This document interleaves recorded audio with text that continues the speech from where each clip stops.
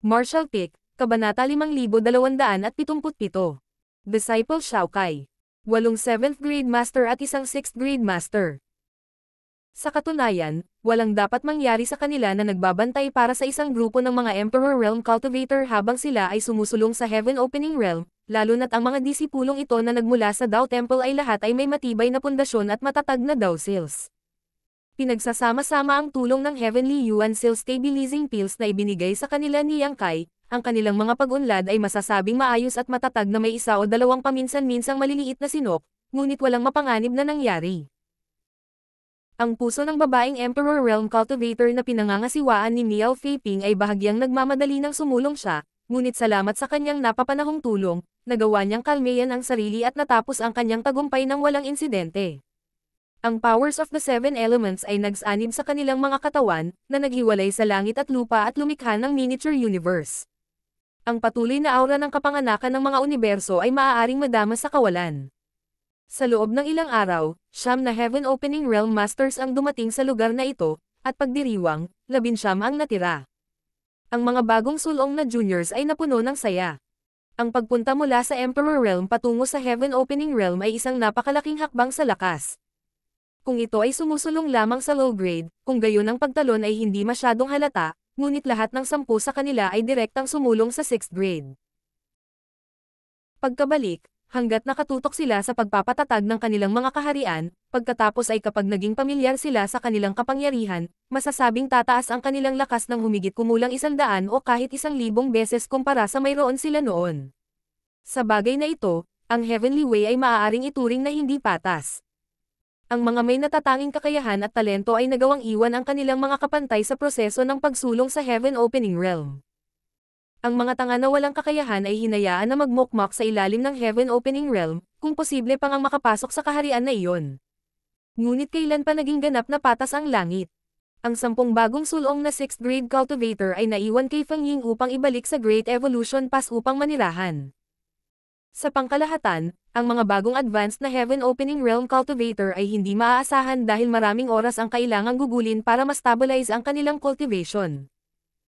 Kinailangan ng isa na maging pamilyar sa bagong surge ng kapangyarihan. Kung hindi, hindi sila makakapagtanghal sa kanilang buong potensyal kapag nakaharap sa isang kaaway. Maaaring tumagal ito ng ilang taon, o kahit na mga dekada. Sa kabutihang palad, ngayon na ang isang uri ng kapayapaan ay naayos na sa Great Evolution Theater, ang 10 bagong dating na ito ay nagkaroon ng maraming oras upang masanay sa kanilang sitwasyon. Ito rin ang dahilan kung bakit patuloy silang hinahawakan ni Yang Kai at hindi sila pinalabas sa miniature universe hanggang ngayon. Sa panahon ng madugong digmaan sa Black Ink Clan dati, ang pagpapalabas sa kanila ay magdudulot lamang ng problema sa lahat ng partido. Sa pagbabalik, ang 10 bagong dating ay nagtipon sa paligid ni Miao Feiping, binombo siya ng lahat ng uri ng mga tanong. Ang pangunahing dahilan nito ay dahil ibinahagi ni Miao Feiping ang kanilang pinagmulan. Lahat sila ay nagmula sa Void World, kaya walang gaanong agwat sa pagitan nila. Sa halip, nagkaroon sila ng natural na pakiramdam ng pakikipagkaibigan sa isa't isa. Iba ito para kay Feng Ying at sa iba pang 7th grade masters. Gaano man kabait at madaling lapitan si Feng Ying at ang iba pa, ang mga junior na ito ay may ilang reserbasyon pa rin. Masaya rin si Miao Feiping na ipasa ang kanyang mga karanasan sa nakababatang henerasyon. Noong nasa Blue Sky pa sila, madalas na siya ang nagtuturo sa Heaven Opening Realm Masters na lumabas mula sa miniature universe ni Yang Kai. Lahat ng Heaven Opening Realm Masters na lumabas sa Void World ay nakatanggap ng kabaitan ni Miao Feiping. Sa pagharap sa mga tanong ng lahat, si Miao Feiping ay likas na sabik na sagutin ang lahat ng kanyang makakaya at nagsalita ng walang pag-aalinlangan. Ang biglaang pagbabago sa kapaligiran at ang biglaang pagkakaroon ng mas malaking kapangyarihan ay nangangahulugan na ang mga bagong dating ay may maraming mga katanungan na kailangan nilang masagot. Sakto namang 9 sa 10 ang ganyan, samantalang isa lang sa kanila ang tahimik, pero nakikinig pa rin sila. Ang tahimik ay ang babaeng Emperor Realm Cultivator na pinangunahan noon ni Miao Feiping. Pagkatapos ng mahabang panahon na tahimik na makinig, ang dalaga ay tila nakagawa ng isang uri ng desisyon at biglang bumilis, pumunta sa gilid ni Feng Ying na nangunguna sa paglalakbay pabalik sa Great Evolution Pass. Nang mapansin ang kanyang paglapit, lumingon si Feng Ying at ngumiti. Anong nangyari? May pinaghihirapan ka ba? Umiling ang dalaga at tahimik na ipinadala ang kanyang boses sa kanya. Marshal Anfang, narinig ko kay Senior Brother Mao kanina na lahat tayo ay nakikipaglaban sa Black Ink Clansmen sa mga unit na tinatawag na squads. Tumanggo si Fang Ying. Tama. Ang mga squad ang pinakapangunahing grupo sa ating human army. Nag-aalangan na nagtanong ang dalaga. Kung gayon, maaari ba akong sumali sa iyong squad? Medyo nagulat si Fang Ying. Walang sino man ang nagtanong sa kanya ng ganoong kahilingan noon. Sa katunayan, maraming Heaven Opening Realm Masters ang lumabas mula sa miniature universe ni Yang Kai sa mga nakaraang taon, bawat isa sa kanila ay nagsisimula sa 6th grade man lang, na may maliit na minoriya sa kanila kahit na direktang umabot sa 7th grade. Gayunpaman, si Yang Kai lamang ang may pananagutan sa pagpapalabas sa kanila, habang ang iba ay hindi niya inaalala. Hindi naman sa sobrang gulo, pinipigilan lang niyang maghinala. Pagkatapos ng lahat, parami ng parami ang mga tao na lalabas sa miniature universe ni Yang Kai sa hinaharap, kaya habang lumilipas ang panahon, ang angkan ni Yang Kai ay tiyak na lalago ng husto. Kung ang mga taong ito ay magsasama-sama, ang isang nakahiwalay na kapaligiran ay maaaring mabuo sa kanilang paligid, na hindi maaaring pahintulutan sa Black Ink battlefield.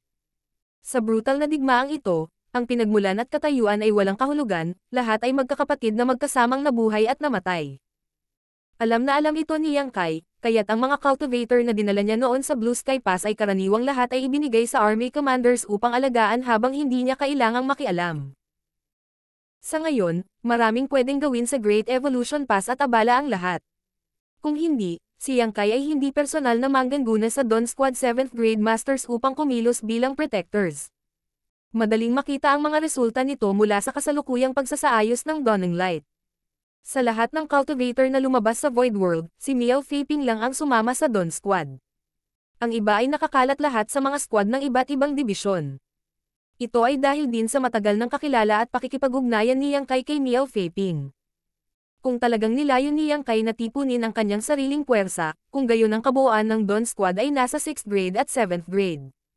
Bukod dito, siya ay lubos na igagalang ng kanyang mga nasasakupan na hindi maglalakasloob na suwayan ang kanyang mga utos. Noong una niyang narinig ang kahilingan ng dalagang ito, ang unang naisip ni Fang Ying ay maaaring hindi pumayag si Yang Kai. Total may maximum 50 members na ang Dawn Squad, kaya hindi na kailangan o kakayahan para kumuha sila ng mga bagong dating. Gayunpaman, si Fang Ying ay kasing talino ng kanyang kagandahan, kaya nang makita niyang namumula ang dalaga habang naglalagay ng ganoong kahilingan, kasama ang mga eksenang nakita niya ng nagkataon noon, nagkaroon siya ng mahinang hula. Dahil dito, sa halip na tahasan siyang tanggihan, tinanong niya. Bakit gusto mong sumali sa aming squad? Sumagot ang dalaga na parang inaasahan ang sagot na ito. Ibinigay sa amin ng Daw Lord ang lahat ng mayroon kami. Ngayon na ang disipulong ito ay nakakuha ng kaunting tagumpay sa paglilinang, ang disipulong ito ay nais na manatili sa tabi ng Daw Lord at ILA ang kanyang lakas. Ang batang babae na ito ay malinaw na isang masamang sinungaling dahil ang kanyang mga mata ay patuloy na lumilipad pakaliwa at kanan habang nagsasalita, hindi man lang nangangahas na tumingin ng diretso kay Fang Ying. Bahagyang tumawa si Fang Ying at nagtanong. Talaga? Walang humpay na tumanggo ang dalaga. Talaga? Pagkatapos ay isumpa mo ito. Biro lang. Natatawang paliwanag ni Fang Ying. Ang bawat squad ay may pinakamataas na limitasyon para sa mga miyembro, at kahit bilang Special Operations Squad, ang pinakamataas na limitasyon ng Dawn Squad ay 50 miyembro. Sa kasalukuyan ay mayroon kaming eksaktong 50 miyembro, kaya kung gusto mong sumali sa Dawn Squad. Tapos ang tanging pagkakataon na makukuha mo ay kung may laban at nabawasan ang mga numero ng Dawn Squad. Mabilis na ikinaway ng dalaga ang kanyang kamay nang marinig ang sinabi nito. Kung ganoon, hindi sasama ang alagad na ito sa Dawn Squad. Marshal Auntie, isiping kalokohan lang ang sinabi ng alagad na ito at huwag masyadong seryosohin. Gayunpaman, lamambat ang puso ni Fang Ying nang makita niya ang tunay na ekspresyon sa mukha ng kanyang junior. Kung ang squad leader mismo ang magtatanong sa army commander ng personal, kung gayon ay maaaring magkaroon ng exception. Nahihiyang ibinaba ng dalaga ang kanyang tingin at umiling. Hindi na kailangang abalahin ang Daw Lord. Siya ay hindi kailanman nais na gumawa ng gulo para sa sinuman mula pa noong siya ay bata, kaya siya ay hindi tungkol sa magsimula ngayon. Tinitigan siya ni Fang Ying saglit bago nagtanong. Ano ang pangalan mo? Sumagot ang dalaga. Ang disipulo ay tinatawag na Xiao Kai. Tumanggo si Fang Ying, pinapansin ang kanyang sagot. Kung mayroon kang anumang mga katanungan tungkol sa paglilinang, huwag mag-atubiling lumapit sa akin kasama sila. Magalang na pinasalamatan siya ni Shao Kai. Kasabay nito, sa Universe Fragment kung saan dating matatagpuan ang forward base ng Great Evolution North-South Army, habang lumiliko ang espasyo, umalis si Yang Kai mula sa distortion. Ilang Heaven Opening Realm Masters na nakatalaga sa malapit ay nagulat nang makita nila siya at hindi maiwasang mapatingin sandali, ngunit lahat sila ay lumapit sa kanya upang batiin siya nang mapagtanto nila kung sino siya. Matapos ibigay kay Feng Ying ang 10 bagong sulong na Heaven Opening Realm Masters, dumiretso rito si Yang Kai. Walang ibang dahilan kung hindi ang Black Ink Nest ay narito. Nang umalis ang Black Ink Clan mula sa Great Evolution Pass, isang mid-grade Black Ink Nest ang naiwan. Hindi sigurado si Yang Kai sa mga detalye, ngunit narinig niya na ito ay kahilingan mula kay Army Commander Mi Jinglun sa Territory Lords. Kahit na nag-aatubili, ang Black Ink Clan ay walang pagpipilian kundi ang sumang-ayon. Kailangang sabihin na ang pag-iingat sa Black Ink Nest sa likod ay isa lamang stroke ng henyo para sa mga tao. Walang ideya si Yang Kai kung ano ang iniisip ni Mi Jinglun noon, ngunit nang malaman niya na may naiwan na isang mid-grade Black Ink Nest, kailangan niyang purihin si Mi Jinglun. Kung mayroong anumang bagay na mas mababa ang humans kumpara sa Black Ink Clan, kung gayon ay ang kanilang mga numero at ikot ng paglaki. Ang susunod na pinakakritikal na kawalan nila ay ang kakayahang magpadala ng impormasyon. Ang paglilipat ng impormasyon ay sadyang masyadong maginhawa para sa Black Ink Clan, dahil sa pamamagitan ng kapangyarihan ng Black Ink Nests, ang impormasyon ay maaaring makipagpalitan ng impormasyon sa pagitan ng Black Ink Clansmen mula sa iba't ibang sinehan ng kaagad, higit na hindi sa loob ng parehong theater. Sa bagay na ito, ang mga tao ay mas mababa sa Black Ink Clan. Sa ngayon, medyo madali para sa humans na magpadala ng mga mensahe mula sa Great Pass hanggang sa Great Pass sa pamamagitan ng paggamit ng space arrays, ngunit nang ang Great Evolution Army ay nasa kanilang kampanya, may taong kailangang maglakbay ng personal upang maghatid ng mga mensahe sa pagitan ng mga iba't ibang harapan. Nakatanggap na rin si Yang Kai ng mga utos na hanapin ang lokasyon ng North-South Army malapit sa Great Evolution Pass noon, at inutusan din si Adjutant Li Xing na maghatid ng balita sa North-South Army tungkol sa huling labanan sa Royal City. Para sa isang ordinaryong 7th grade master, ito ay isang buwang paglalakbay mula sa Royal City hanggang sa Great Pass, at sa kabutihang palad, hindi na niya kailangang magulat pabalik. Kung hindi, ito ay isa pang buwan sa kalsada. Iyon ay isang malaking agwat sa oras. Kung may mga kagiat na usapin sa army na kailangang ipasa, kahit na ang pagkaantala ng ilang oras ay maaaring magdulot ng isang malaking insidente, pabayaan ang isang paglalakbay na tumatagal ng ilang araw hanggang isang buwan. Malamang naisip ito ni Mi Jinglun, kaya naman hihilingin niya sa Black Ink Clan na iwanan ang mid-grade Black Ink Nest. Nilalayon niyang gamitin ito para bumuo ng intelligence network sa panig ng humans. Gayunpaman, ang gayong bagay ay magiging lubhang mahirap na isabuhay. Totoo na ang Black Ink Nest ay nasa kamay na ng tao, at isa rin itong mid-grade Black Ink Nest na may sapat na kalidad. Gayunpaman, kalahating taon na ang nakalipas mula noong bawiin nila ang Great Evolution Pass, at hindi pa rin maipatupad ni Mi Jinglun ang plano ng intelligence network na nasa isip niya. Si Yang Kai ay patuloy na nakikipagtulungan sa Array Master sa Great Evolution Pass para ayusin ang Space Array, kaya hindi siya masyadong sigurado kung ano ang sitwasyon sa oras na ito. Ang tanging dahilan kung bakit siya pumunta dito ay upang lumikha ng isang low-grade subnest na ilalagay sa kanyang miniature universe upang ma-incubate niya ang mga Black Ink Serfs para bigyang daan ang mga disipulo ng Void Dao Temple na magkaroon ng ilang tunay na karanasan sa pakikipaglaban-laban sa Black Ink Clan. Bago sumulong sa Heaven Opening Realm at sumali sa digmaan. Nasa isip niya ang ideyang ito noong nakapwesto pa siya sa Blue Sky Pass. Kaya lang, nakakalungkot na kahit naglipat siya ng subnest sa sarili niyang miniature universe noon, kapag nasira ang mas mataas na grado ng Black Ink Nest sa labas, nawasak din ang subnest, na wala siyang naiwan. Sa Blue Sky Theater, hindi nila maaaring payagan ang anumang Black Ink Nests na manatili sa labas. Kung hindi, maaaring mabawi sila ng Black Ink Clan maaga o huli. Marshall Pick, Kabanata 5278. Wala na kaming magagawa tungkol dito. Iba ang sitwasyon ngayon. Ang pundasyon ng Black Ink Clan sa Great Evolution Theater ay nasira ng husto at maging ang Royal Lord mismo ay nagtamo ng matinding pinsala. Bukod dito, ang Old Ancestor Xiao Xiao ay pumupunta at bumisita sa kanya paminsan-minsan, na hindi nag-iiwan sa kanya ng pagkakataong gumaling. Sa ilalim ng gayong mga kalagayan, maaaring gamitin ng humans ang mid-grade Black Ink Nest na ito na nahulog sa kanilang mga kamay. Ang buong Black Ink Nest ay inilipat dito pagkatapos ng reoccupation ng Great Evolution Pass, kung saan ang Array Masters ay nag-set up ng mga hadlang upang ihiwalay at naglalaman ng Black Ink Strength na regular na inilalabas mula rito. Ang kasalukuyang sitwasyon sa Universe Fragment ay malinaw. Ang malaking Black Ink Nest ay matatagpuan sa gitna at nakahiwalay sa pamamagitan ng Spirit Arrays upang walang Black Ink Strength na kumakalat sa paligid, na nagpapahintulot sa mga human soldiers na malayang gumalaw sa paligid nito. Ang kasalukuyang nagbabantay dito ay ang Great Evolution Southern Army Commander, Ouyang Lai. Kahit na may kaunting pag-aalala na susubukan ng Black Ink Clan na lumapit at agawin ang Black Ink Nest na ito, hindi kailanman magiging masyadong maingat ang isa. Ang isang malakas na master ay kailangan sa standby, at isang army commander ay walang alinlangan ang pinakamalakas na magagamit. Ang dahilan kung bakit narito si Ouyang Lai ay dahil nagkusa siyang magboluntaryo para sa posisyon. Dahil nagpapagaling pa siya sa kanyang mga sugat, walang pinagkaiba kung nanatili siya sa loob ng Great Evolution Pass o dito dahil kalahating araw na lang ang biyahe ng dalawa.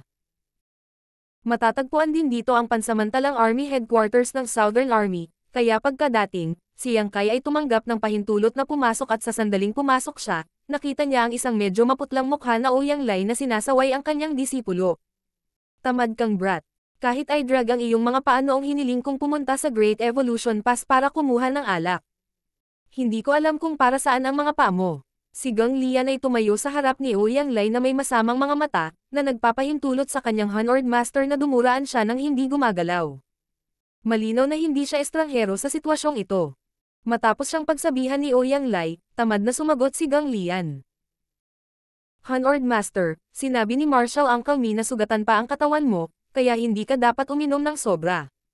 Hiniling niya sa akin na bantayan ka para gumaling ka ng maayos. Pinandilatan siya ni Ouyang Lai at halos iyangat ang kanyang mga butas ng ilong sa hangin habang matigas ang ulo niyang sinabi.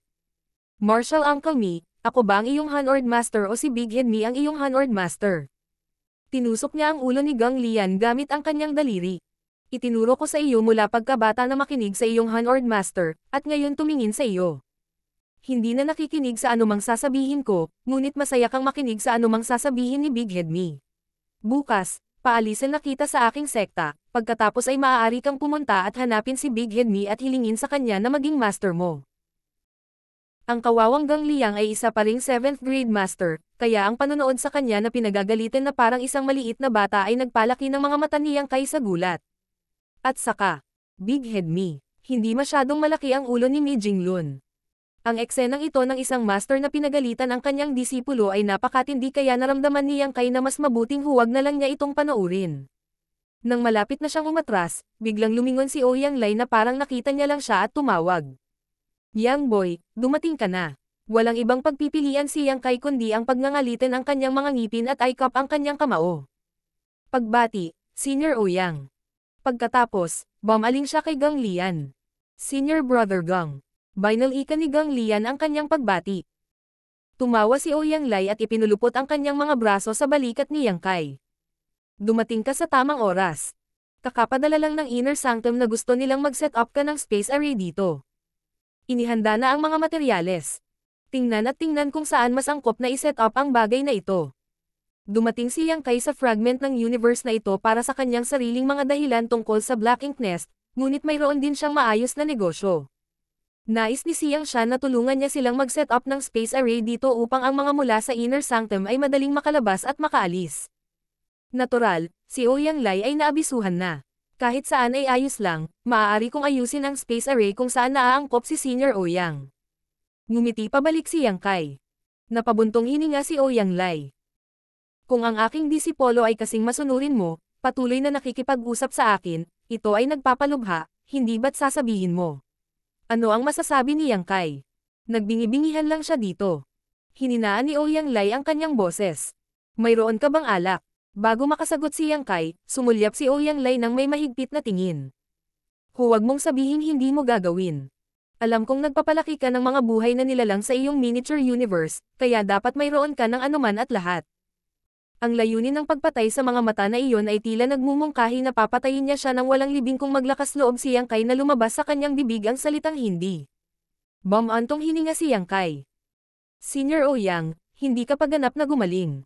Hindi ka dapat umiinom. Napabuntong hininga si Ouyang Lai. Huwag mo akong sermonan tulad ni Big Head Me. Lumalaban kami laban sa Black Ink Clan sa loob ng 150 taon, at nagtitiis ako sa lahat ng oras na iyon. Ngayon, hindi man lang ako makapagdiwang ng may alak pagkatapos nating manalo sa digmaan. Anong klaseng pangangatwiran iyon? Tama na ang pagmamakaawa, dalhan mo ako ng alak. Dahil sa sinabi nito, ang braso sa balikat ni Yang Kai ay lalong bumigat, na nagparamdam kay Yang Kai na ang kanyang mga buto ay malapit ng madislocate. Makalipas ang ilang sandali, sa isang open space, abala si Yang Kai sa pag-set up ng space array. Sa gilid, si Ouyang Lai ay nakaupo sa gitna ng isang tumpok ng mga bote ng alak, masayang umiinom, nagpapalakpak sa tuwa pagkatapos tapusin ang bawat isa sa isang magandang kalooban. Sa hindi kalayuan sa kanya, si Gun Lian ay nakatingin kay Yang Kai na may pagniwi, na nagpahiya kay Yang Kai na salubungin ang kanyang tingin. Ang isang bagay tulad ng pag-set up ng space array ay hindi magiging madali para kay Yang Kai. Sa lahat ng mga materyales sa lugar, inabot siya ng wala pang isang oras upang matapos ang lahat. Naiset up na ang isang array sa Great Evolution Pass na nakasync sa isang ito. Si Yang Kai ay personal na tumungo sa array upang suriin at tiyaking walang mga problema bago ito ibigay sa kanilang paggamit. Sa ngayon, si Ouyang Lai ay lasing na at nakaupong nakadapa sa lupa, tinapik ang kanyang mga tuhod at kinakanta ang kanyang puso. Kahit na si Ouyang Lai ay may bastos na hitsura, ang kanyang boses ay talagang maganda. Kahit na walang ideya si Yang Kai kung ano ang kanyang kinakanta, ang kanyang kanta ay may katapangan dito na medyo kawili-wili.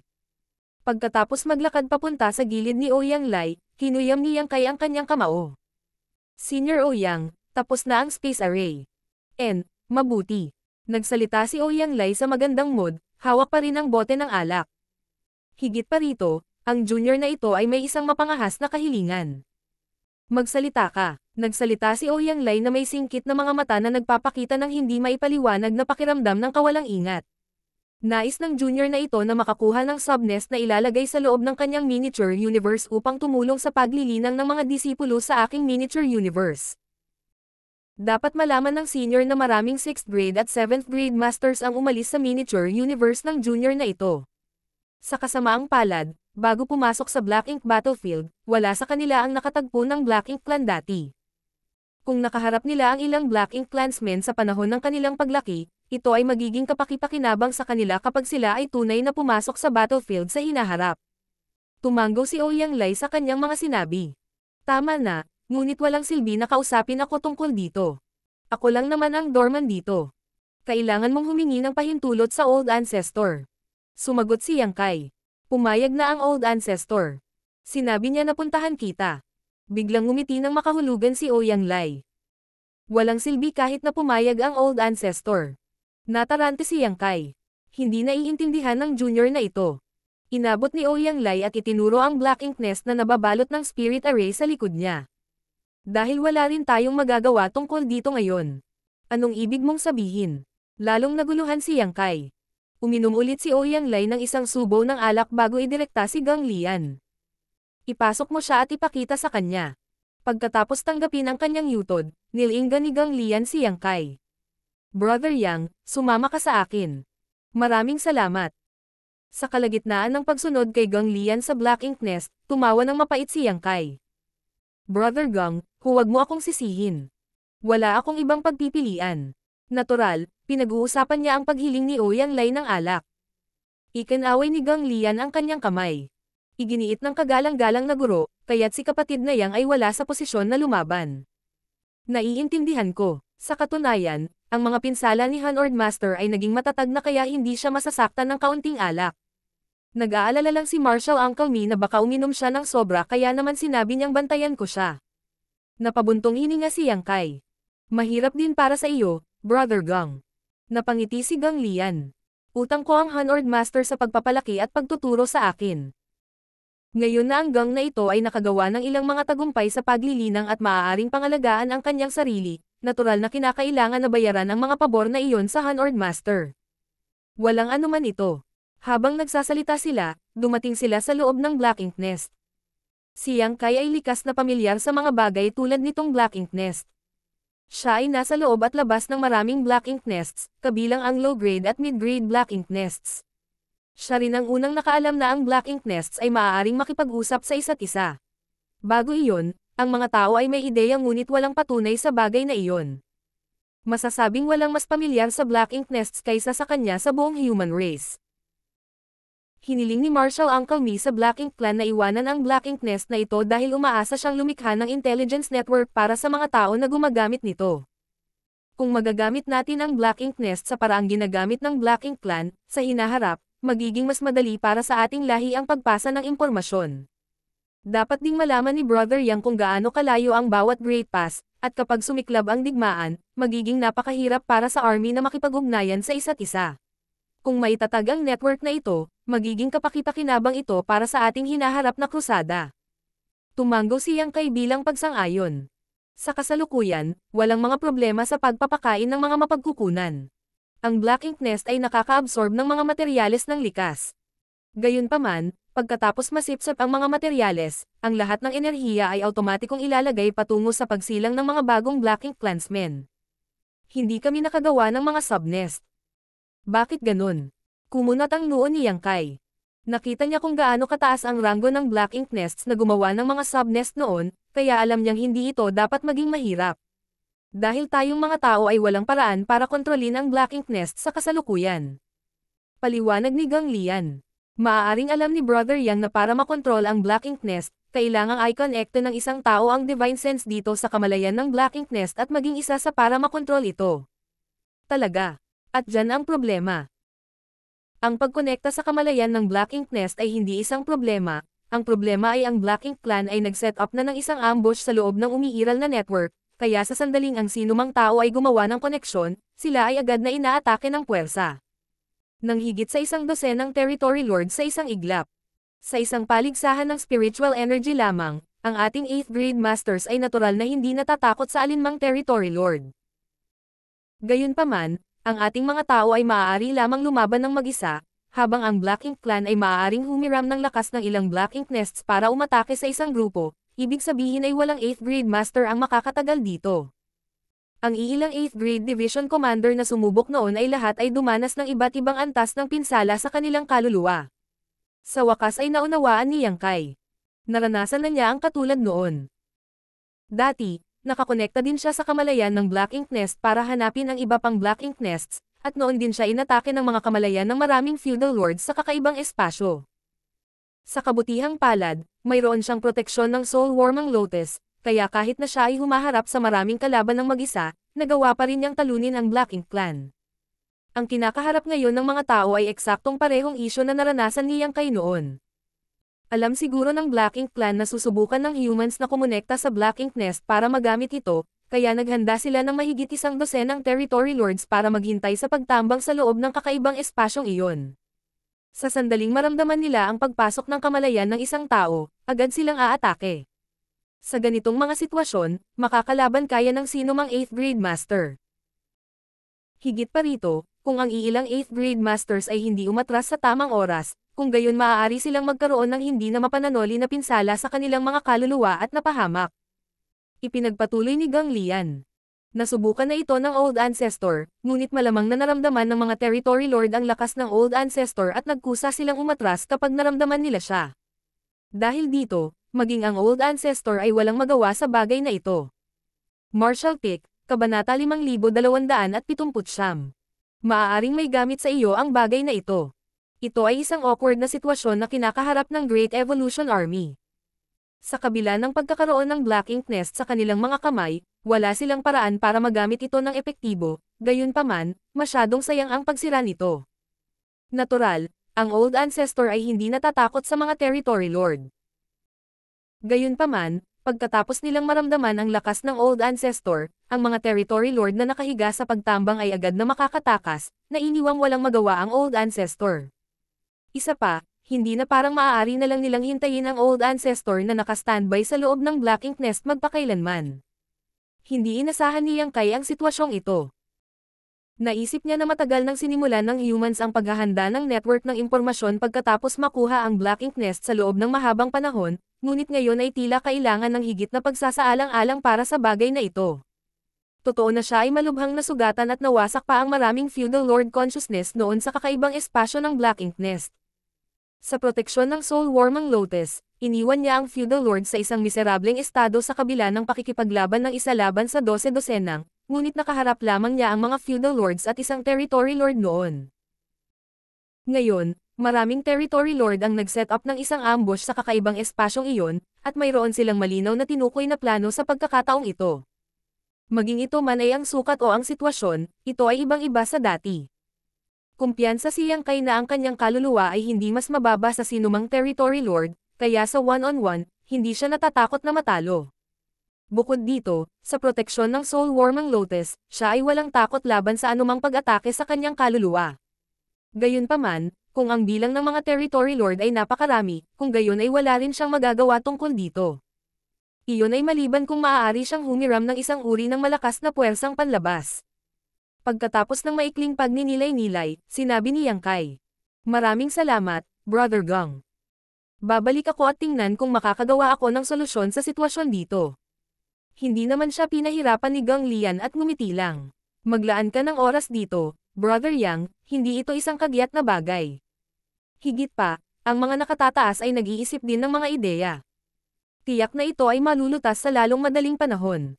Tumanggaw si Yang Kai at humiwalay kay Gong Lian. Nang hindi iniistorbo si Ouyang Lai na nasasarapan pa rin sa kanyang mga inumin, nag-teleport siya pabalik sa Great Evolution Pass sa pamamagitan ng space array na katatapos lang. Habang sila ay nasa Blue Sky Pass, ang mga miyembro ng Dawn Squad ay tumira lahat sa kani-kanilang mga nakakalat na tirahan. Gayunpaman, ngayong nakarating na sila sa Great Evolution Pass, isinasaalang-alang ng mga nakatataas ang katotohanan na maraming mga squad ang na-reorganize kamakailan at kailangan ng mga miyembro na mas kilalanin ang isa't isa, kaya karaniwang lahat ng mga miyembro ng bawat squad ay pinatira sa isang lugar o lugar. Ang Dawn Squad ay itinalaga sa isang malaking patio malapit sa labas ng Great Evolution Pass na may ilang dosenang mga bahay, sapat na para sa lahat ng miyembro na mapagsaluhan. Pagkabalik sa looban, tahimik. Maliban kay Ning Chiji, na nagpapagaling pa, ang iba ay wala nang makita.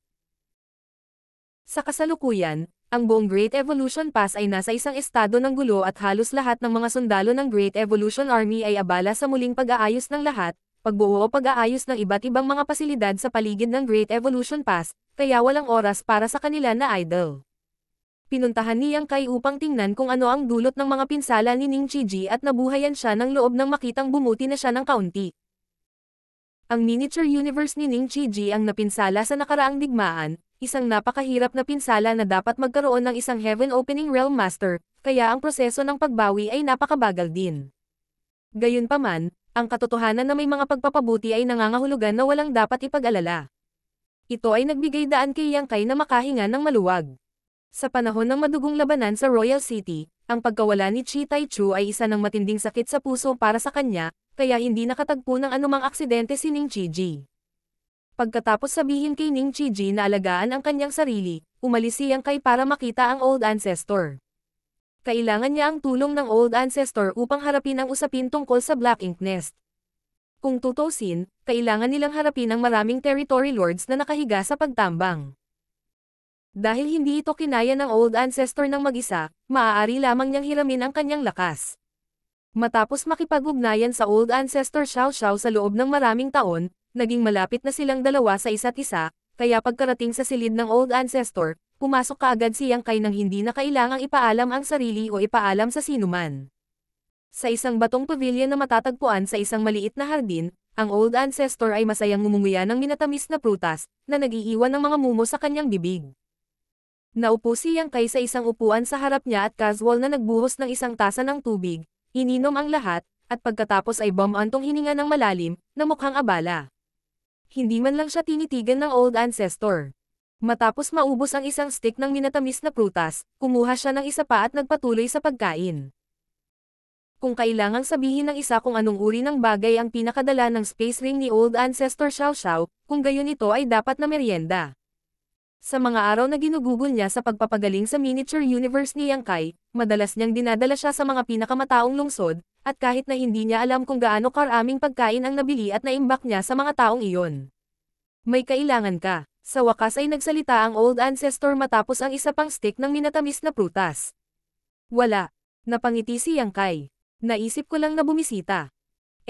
Casual na tugon ng Old Ancestor at hindi na siya pinansin pa. Nag-iisip si Yang Kai kung paano niya ito dadalhin sa Old Ancestor sa hindi gaanong biglaang paraan.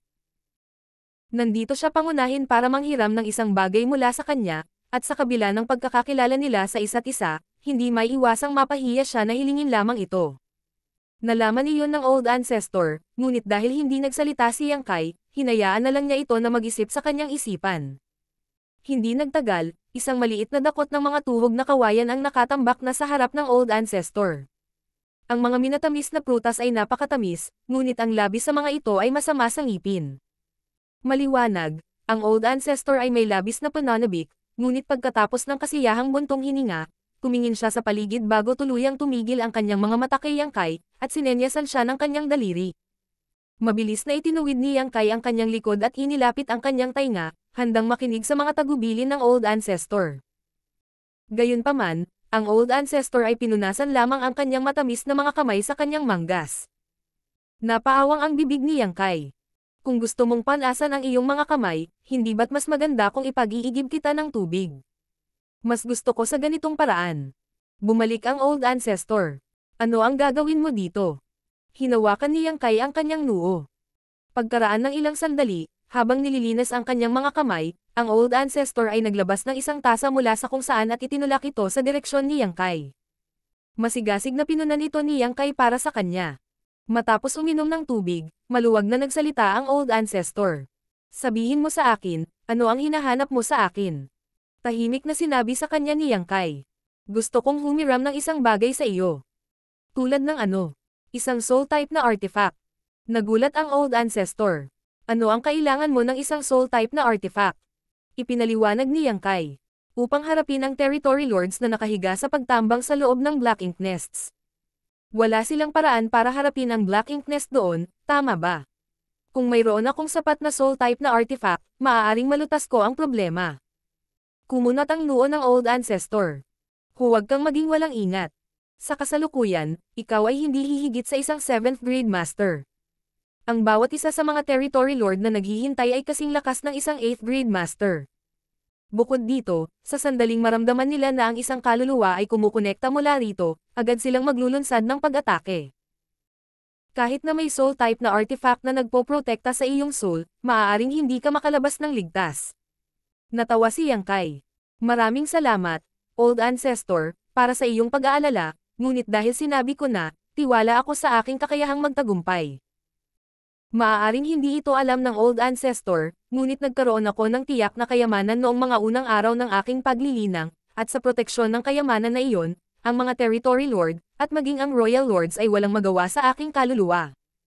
Medyo nagulat ang Old Ancestor sa kanyang mga sinabi, ngunit hindi nagtagal ay nag-isip siya ng tanong. Ang kayamanan na sinasabi mo, hindi ito ang Soul Warmang Lotus, hindi ba? Mayroong isang pares ng Lotuses na Supreme Treasures ng Universe, ang Soul Warmang Lotus na nagpalusog at nagpoprotekta sa soul ng isang tao, at ang Flawless Purifying Golden Lotus na nagpapanatili sa katawan ng nagmamay-ari nito sa isang malinis na kalagayan. Sino ang hindi nakarinig ng dalawang kataas-taasang kayamanan na ito noon pa? Gayunpaman, ang gayong mga kayamanan ay palaging itinuturing na mga natatanging pag-iral, at ang mga maaaring magkaroon ng alinman sa mga ito ay ang mga may hawak na dakilang tadhana. Hindi lamang sino mang malakas ang makakakuha ng gayong kayamanan. Kung mayroong anumang kayamanan sa mundo na maaaring magpapahintulot sa isang 7th grade master na labanan ang pag-atake ng spiritual energy ng isang Royal Lord, kung gayon ito ay ang Soul Warmang Lotus, kaya halos nahulaan ito ng Old Ancestor. Kaagad. Tumango si Yang Kai. Ito talaga ang Soul Warmang Lotus. Ang Old Ancestor ay halos hindi nang ahas na paniwalaan siya, ngunit dahil sinabi sa kanya ni Yang Kai, malinaw na hindi siya nagbibiro sa kanya. Pagkaraan ng ilang sandali ng katahimikan, bumantong hininga siya. Ang swerte mo ay talagang nakakainggit, na makuha ang Soul Warmang Lotus. Higit pa rito, upang makuha ito ng maaga sa iyong paglilinang. Hindi nakapagtataka kung bakit palagi kong nararamdaman na ang iyong kaluluwa ay hindi tumutugma sa iyong paglilinang. Ito ay salamat sa Soul Warmang Lotus. Dahil nakuha na ni Yang Kai ang Soul Warmang Lotus sa maagang bahagi ng buhay, pagkatapos itong alagaan sa loob ng maraming taon, ang kanyang soul ay natural na magiging mas matigas at mas malakas kaysa sa karaniwan. Nagkataon lang, mahinhin na sabi ni Yang Kai. Ang pagninilay-nilay sa mga karanasang napagdaanan niya sa kanyang martial Dao, ang pagkuha ng Soul Warmang Lotus ay maaaring ituring na kanyang pinaka-nakakatuwang pakikipagtagpo sa lahat. Iilan lamang sa mga taong napakalapit niya ang nakakaalam tungkol sa kanyang pagmamay-ari ng Soul Warmang Lotus. Pagkatapos ng lahat, ito ay masyadong mahalagang isang bagay upang ibunyag ito ng basta-basta. Tungkol sa Flawless Purifying Golden Lotus na nasa pag-aari ni Wukong, marahil ay walang iba kundi siya at si Wukong mismo ang nakakaalam nito. Kahit na ang Old Ancestor ay nagpapagaling sa miniature universe ni Yang Kai sa loob ng maraming taon, wala siyang ideya tungkol sa Soul Warmang Lotus. Sa proteksyon ng Soul Warmang Lotus, hindi mo kailangang mag-alala tungkol sa mga pag-atake ng soul ng mga territory lord na iyon. Gayunpaman, kahit na ang iyong kaluluwa ay maaaring lumaban sa mga territory lords, hindi mo pa rin sila matatalo sa isang laban sa maraming laban. Kaya ako pumunta para makita ka. Pinagdikit ni Yang Kai ang kanyang mga kamay at tuwang-tuwang tumingin sa kanya. Para makahiram ako ng makapangyarihang soul type na artifact. Sa wakas ay napagtanto ng Old Ancestor. Kaya, iyon ang ideya na naisip mo. Sa pamamagitan ng Soul Warmang Lotus para protektahan ang iyong sarili, gusto mong palakasin ang iyong nakakasakit na lakas gamit ang isang artifact, at kung nagawa mong masaktan ng husto ang ilan sa kanila, malamang na hindi maglalakas loob ang Black Ink Clan na gamitin ang Black Ink Nest para maglatag. Isang pananambang muli para sa atin. Tama. Tumanggo si Yang Kai. Kung malulutas natin ang problemang ito, maaaring magsimula ang ating mga tao sa pagbuo ng sarili nating intelligence network. Isang magandang plano. Tumanggo ang Old Ancestor. Sa kasamaang palad, wala akong anumang soul type na artifact na ipahiram sa iyo. Si Yang Kai ay walang imak sa kanyang mukha. Sa lahat ng posibleng senaryo na naisip niya, hindi niya inaasahan ang isang ito. Sinabi ng Old Ancestor Xiao Xiao. Nang sumulong ako sa Zenith grade, sumuko ako sa lahat ng panlabas na tulong maliban sa isang pinaburan na artifact. Dapat mong malaman na kapag ang paglilinang ng isang tao ay umabot sa aking kaharian, ang pinakadakilang bagay na maaasahan ng isa ay ang sarili. Hindi lamang walang silbi ang karamihan sa mga pantulong na sandata at kagamitan, maaari pa nilang hadlangan ang kadalisayan ng Dao ng isang tao.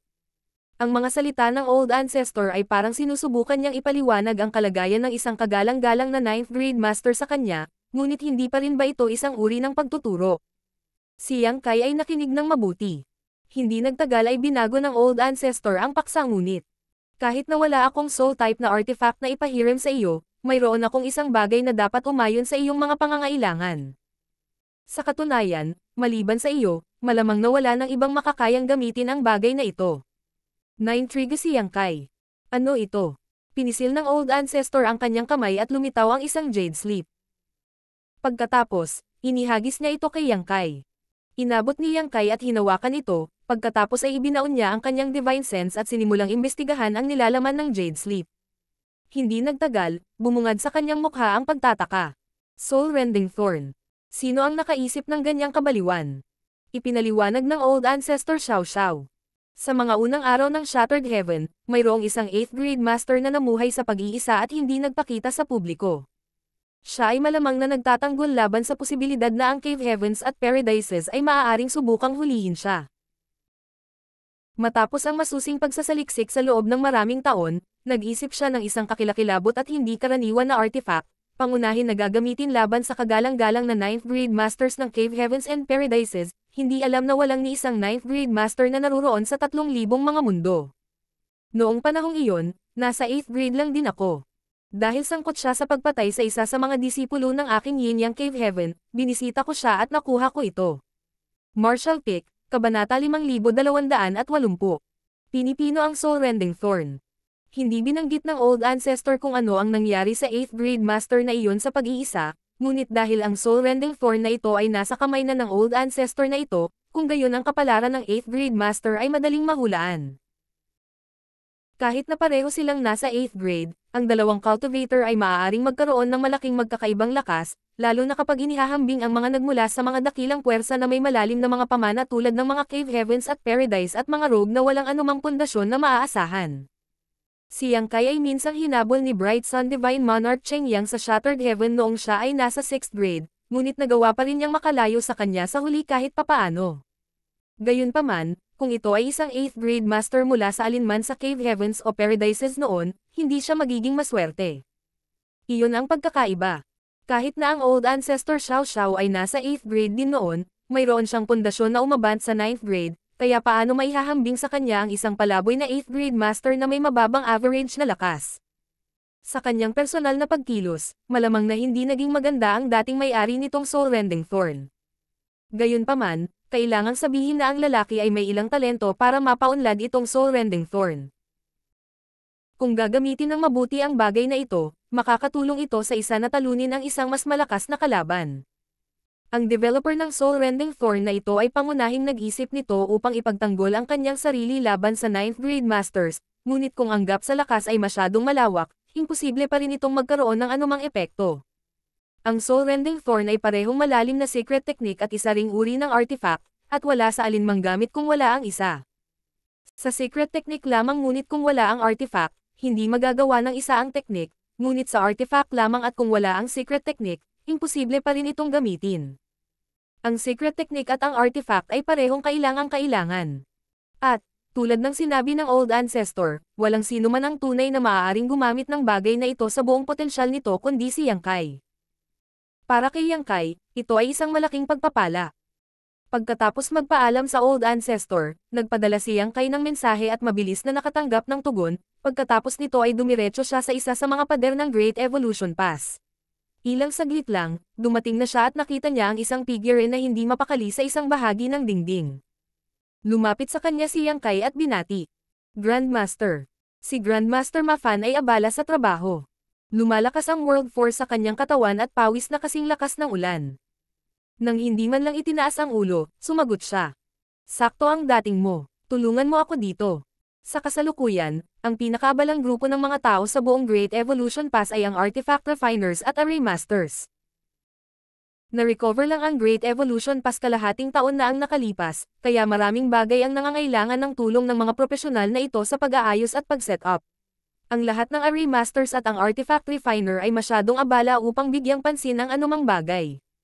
Bilang isa sa iilan lamang na Artifact Refining Great Grandmaster sa Great Evolution Pass ngayon, si Grandmaster Ma Fan ay natural na may mas kaunting librerag oras kaysa sa iba.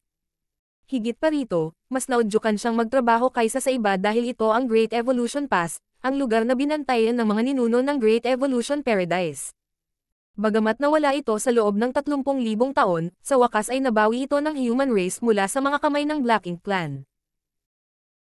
Gagamitin ni Ma Fan ang lahat ng natutunan niya sa kanyang buhay upang ang Great Evolution Pass ay maging isang hindi magugupi na kuta kung saan ang mga pagkakamali ng kanilang mga ninuno mula 30,000 taon na ang nakalipas ay hindi na mauulit. Alam din niya na si Yang Kai ay may kakayahan bilang isang Artifact Refining Grandmaster, at sapat na ito para gumanap bilang isang assistant, kaya naman tumanggap pa si Ma Fan ng tawag mula kay Yang Kai kanina. Kung ito ay iba pa, si Grandmaster Ma Fan ay hindi na sana mag-abala sa pakikipag-usap sa kanya sa unang lugar, dapat ay hindi gaanong humingi ng tulong sa kanya nang walang ingat. Natural na hindi tumanggi si Yang Kai. Umakyat siya at nagtanong kung paano siya makakatulong, at hindi nagtagal ay nagsimulang isawsaw ang sarili sa trabaho kasama si Grandmaster Ma Fan. Mula sa sandaling dumating si Yang Kai hanggang sa matapos ang trabaho, halos kalahating buwan na ang lumipas. Hanggang sa natapos na ni Grandmaster Ma Fan ang superstructure ng isang malaking artifact ay sa wakas ay tumigil sila. Pareho silang pagod at ipinaubaya sa iba ang natitirang mga bagay upang tapusin habang nakahanap sila ng isang liblib na lugar upang ayusin ang kanilang paghinga. Makalipas lamang ang kalahating araw ay sa wakas ay iminulat ni Grandmaster Ma Fan ang kanyang mga mata at kumuha ng bote ng alak upang basain ang kanyang mga labi. Matapos ang paghampas ng kanyang mga labi sa kasiyahan ay bamantong hininga siya. Tumatanda na ako. Hinding-hindi ako mapapagod ng ganito noong kabataan ko. Magiging maganda ang loob ko kahit na pagkatapos ng walang tigil na pagtatrabaho sa Artifact Refining sa loob ng ilang taon. Natawa si Yang Kai. Mas bata ka pa, hindi ka pa matanda. Sinulyapan siya ni Grandmaster Ma Fan. Kaya, ano ang hinanap mo sa akin? Mabilis na sumagot si Yang Kai. Pumunta ako para hilingin kay Grandmaster na pinuhin ang ilang artifact para sa akin. Pagkasabi niya noon ay inabot niya ang jade slip na inihanda niya kanina. Tinanggap ito ni Grandmaster Ma Fan at ibinuhos ang kanyang divine sense sa loob upang suriin ito, agad na kumunot ang noo habang nagtanong. Saan mo ito nakuha? Ito ay isang napakasamang bagay. Ang jade slip na ibinigay ng Old Ancestor Xiao Xiao kay Yang Kai ay komprehensibo, na naglalaman ng parehong secret technique at ang refinement method ng Soul Rending Thorn. Kahit na hindi ito isang confidential, o kahit isang partikular na mahalagang bagay, ibinigay pa rin ito sa kanya ng isang matandang ninuno, kaya hindi basta-basta maipapasa ito ni Yang Kai nang walang pahintulot niya.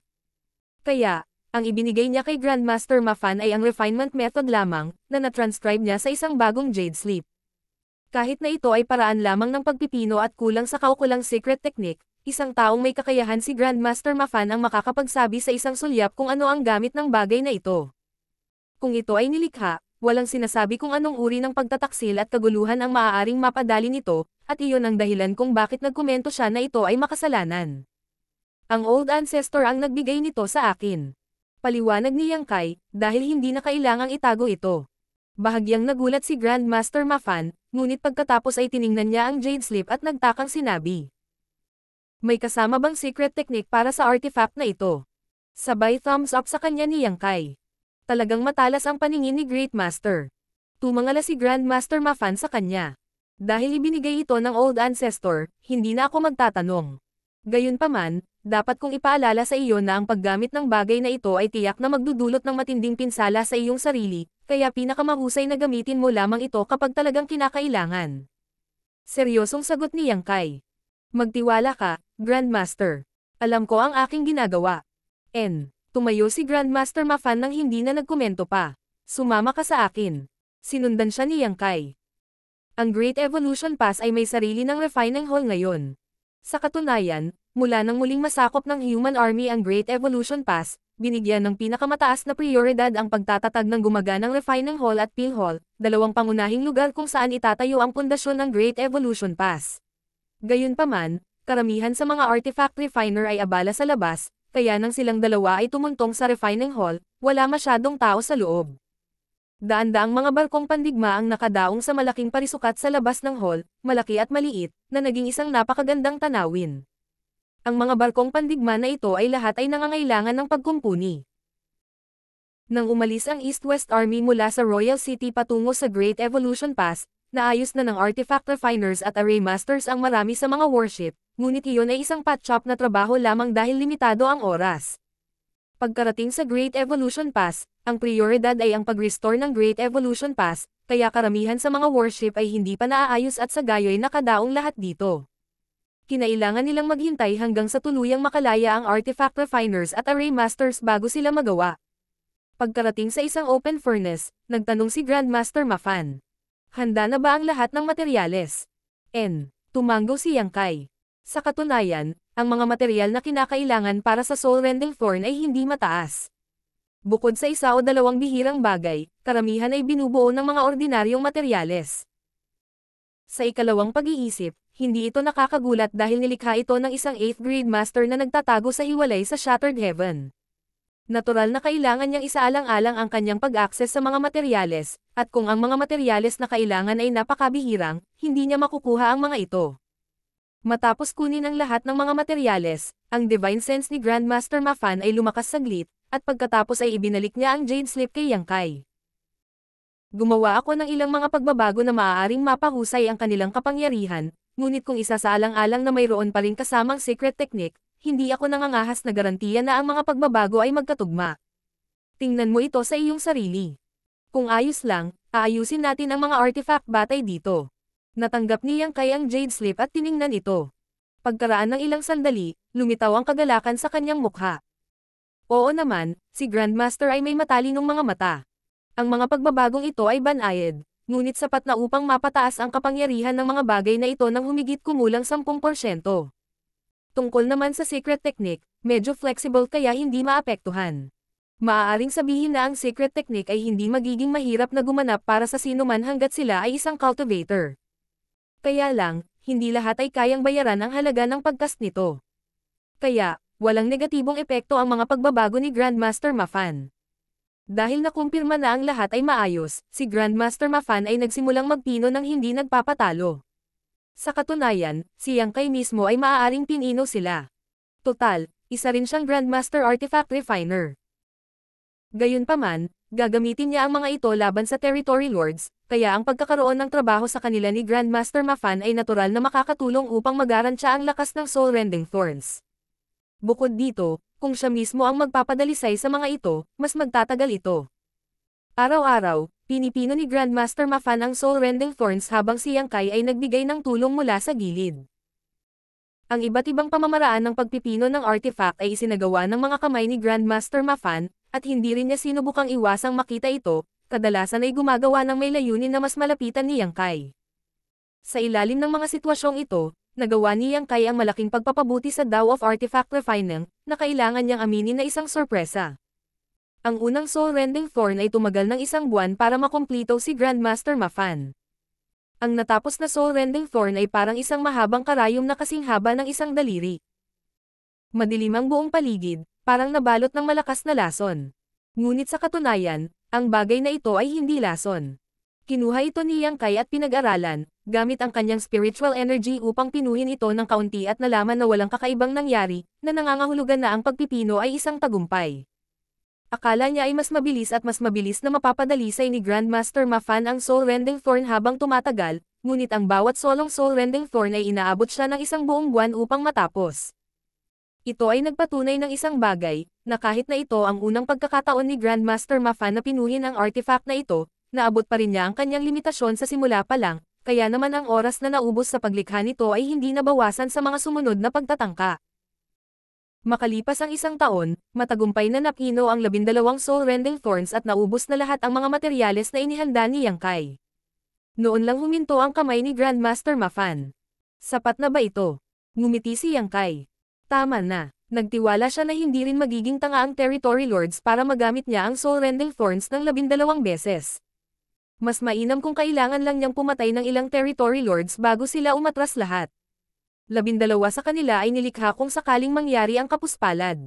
Ngayong handa na ang soul-rending thorns, nagpaalam si Yang Kai kay Grandmaster Ma Fan at bumalik sa courtyard ng Dawn Squad para simulan niyang pinuhin ang mga ito. Tahimik pa rin ang looban at lahat ng miyembro ng Dawn Squad ay abala sa trabaho sa labas. Gayunpaman, nabangga niya si Feng Ying na bumalik para tingnan ang mga pinsala ni Ning Qiji. Pagkatapos ng maikling pakikipagpalitan kay Feng Ying at siguraduhin na ang mga pinsala ni Ning Qiji ay hindi nagpapakita ng mga senyales ng pagkasira, hindi rin nalaman ni Yang Kai na bisitahin siya muli. Sapat na mahirap para sa isang miyembrong nasugatan ng husto na iwanang tahimik na magpagaling ng mag-isa habang ang lahat ay abala sa labas, kaya hindi rin magandang bisitahin siya palagi. Nang malapit na siyang maglakad palayo, hinayla siya ni Feng Ying sa isang tahimik na lugar at mamulong. Squad Leader, maaari pa bang makipaglaban ang ating squad ng marami pang tao? Walang ideya si Yang Kai kung bakit niya ito biglang ibinalita at sumagot. Ang Blood Crew at ang 2 iba pa ay sasali sa Dawn Squad kaya nagkataon na mayroon kaming 50. Puno na tayo, alam mo iyon. Sinabi ni Feng Ying. Alam ko, ngunit hindi ka ba maaaring pumunta at makipag-usap sa Army Commander at magtanong kung maaari tayong magdagdag ng 1 pang tao? Hindi naintindihan ni Yang Kai. Sino ba ang pinag-aalala mo?